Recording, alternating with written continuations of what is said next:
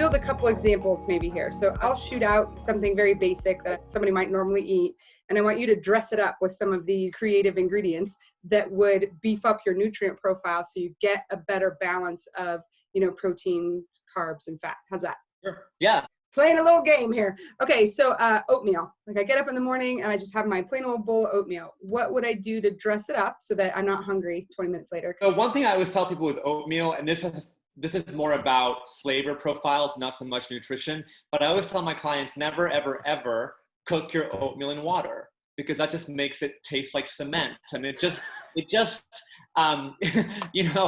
perpetuates this myth that oatmeal is mush and it has no taste. So what I tell people is when you're cooking your oatmeal, you want to cook it in like an unsweetened vanilla almond milk or oat milk, whatever it might be, but you want to add flavor. You want to add some cinnamon.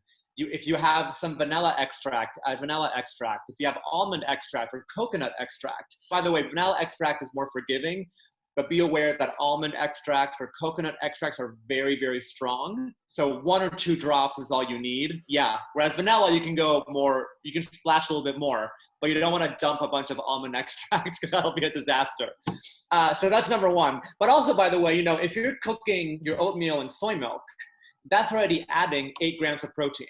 And if you do dairy and you want to cook it in a low-fat milk or a non-fat milk, like there's protein in there as well. Totally. So you can do that. I would always say add some kind of healthy fat. The fat component is important because the fat is not in oatmeal. So you want to add a healthy fat, walnuts, almonds, chia seeds, whatever it might be. One thing that I personally like that I didn't even think about until I tried it, if you take a tablespoon of peanut butter and stir it into the final cooked oatmeal, that is delicious. So you're getting fiber, protein, healthy fats. And if you're eating oatmeal 5 days a week, you can do it so that each of the 5 days, you're getting a kind of different thing, right? So one day could be strawberries and unsweetened shredded coconut.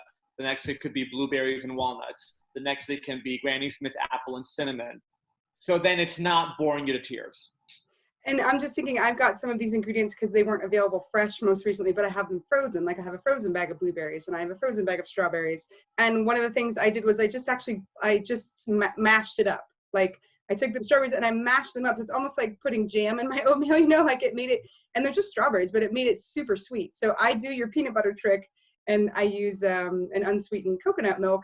And then I put the strawberries in there and it was like oatmeal PB&J. Like it was delicious. Yeah.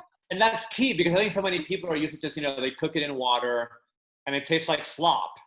Who wants to eat that? Yeah, so for me as a dietitian too, as much as the nutrition part is of course important, a lot of my work is in how to make foods taste genuinely good so you enjoy eating them. If you don't enjoy eating something, after a week, you're going to stop eating it, and then what's the point?